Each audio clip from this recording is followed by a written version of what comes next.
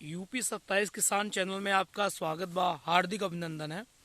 मैं बात करने वाला हूँ 0238 प्रजाति की।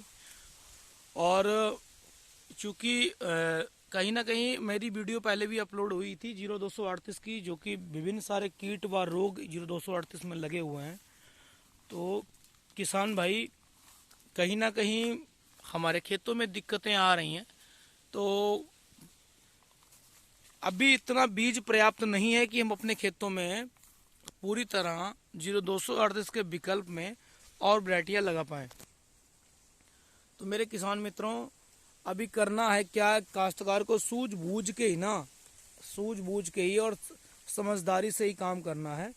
और उसके बाद ही हम लोगों को इसके विकल्प में और इसकी अपेक्षा में, क्योंकि नई वैरायटियाँ तो बहुत ही कम हिसाब से मिलती हैं, और हमको किसी के 5 एकड़ है, किसी के 10 एकड़ ज़मीन है, काफ़ी मात्रा में ज़मीनें हैं।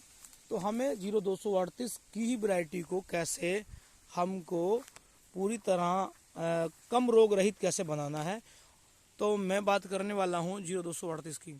किसान मित्रों, मैंने वीडियो का बनाने का उद्देश्य ये रखा कि कई मेरे किसान भाई हैं जिन तक अभी वैरायटी नहीं पहुंच पा रही हैं, नई वैरायटियाँ, या गन्ना शोध परिषद 100 बटे या 200 बटे या किसी किसान के माध्यम से कुंटल 2 कुंटल ही बीज मिल पा रहा है। तो उनके लिए एक बड़ा चैलेंजेस है कि वो कैसे बुवाई करनी है अक्टूबर में। तो बुवाई के समय उनको बीज की दिक्कत आती है। तो मैं निवेदन करना चाहता हूँ किसान मित्रों, आपको करना क्या है। मैं जिस प्लॉट में आप वीडियो देख रहे हैं मेरी, जिस प्लॉट में मैं खड़ा हुआ हूँ, ये भी प्लॉट 0238 का ही है। लेकिन आप फर्क देख रहे होंगे कि 0238 का प्लॉट है, लेकिन गन्ना तो इस तरीके से काफ़ी मोटा, काफ़ी हेल्दी। आप देख लीजिए, मैं साइड से दिखा रहा हूँ।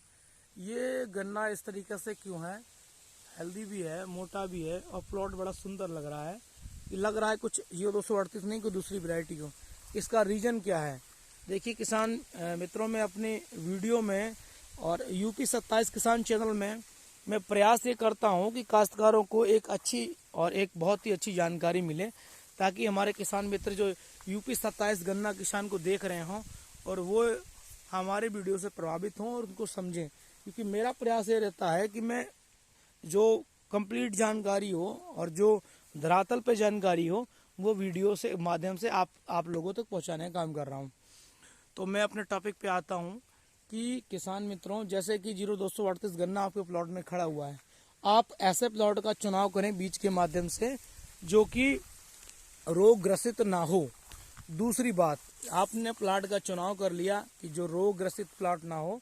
और दूसरा एक काम आपको करना है कि जैसे कि मान लीजिए गन्ना है, और इस गन्ने का ऊपरी भाग, ये ऊपर का भाग जो है 2 फीट, 1.5 फीट, 2.5 फीट, जिस तरीके से आप लेना चाहते हैं, ये इतना ही भाग बुवाई के लिए लें।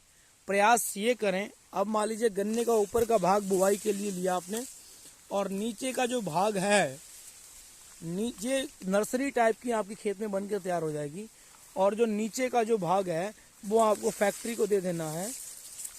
तो फिर उसके बाद आपको 2-2 या 1-1 गांठ की आपको पौध लगानी है।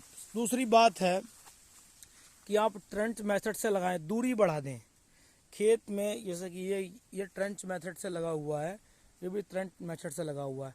आप गन्ने की दूरी बढ़ा दें, बीच में गैप रखें।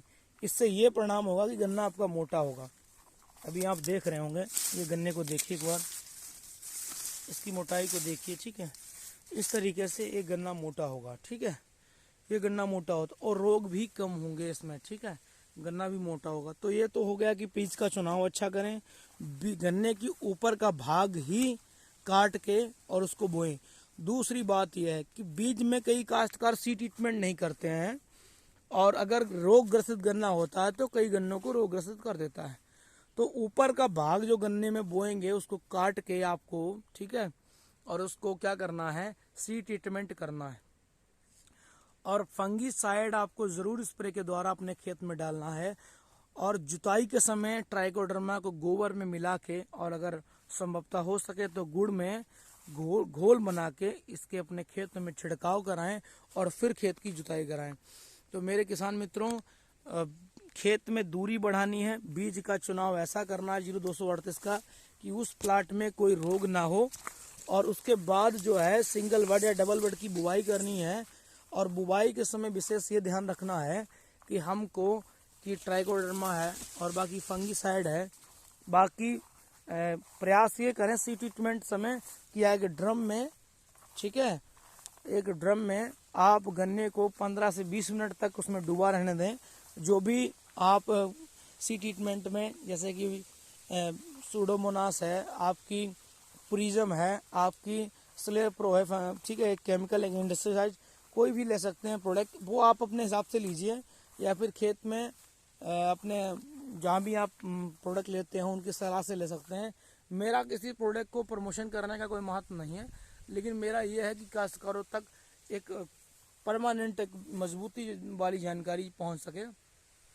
और मैं देख रहा हूँ ये 0238 का प्लॉट है, ये नर्सरी बन के तैयार हो गई है और हम इसको अपने खेत में लगा भी सकते हैं क्योंकि रोग रहित है ना। जब तो ये इस तरीके से हर एक काश्तकार अपना 1-2 बीघे खेत में इस तरीके से लगा सकता है। और जब तक हमें पूरी वैरायटियाँ पूरे मात्रे में खेत में बन के नहीं तैयार हो सकती हैं, तो साल 2 साल तो हम इसको इस तरीके से अपने खेत में निकाल सकते हैं। तो मेरे किसान मित्रों, मुझे लगा कि मैं ये इन्फॉर्मेशन अपने किसान भाइयों तक पहुंचाऊं, और मुझे लगा कि जहाँ पे बीज की कमी है तो वो इस तरीके से अपना कुछ सोल्यूशन कर सकते हैं। मान लीजिए 1 एकड़ आपको नया बीज मिलता है, लेकिन आपकी भूमि 4 या 5 एकड़ है, तो उस विकल्प में आप इस तरीके से एक बीज टाइप का बना के, एक नर्सरी टाइप का बना के, और 1-2 साल अपने बीज को चला सकते हैं।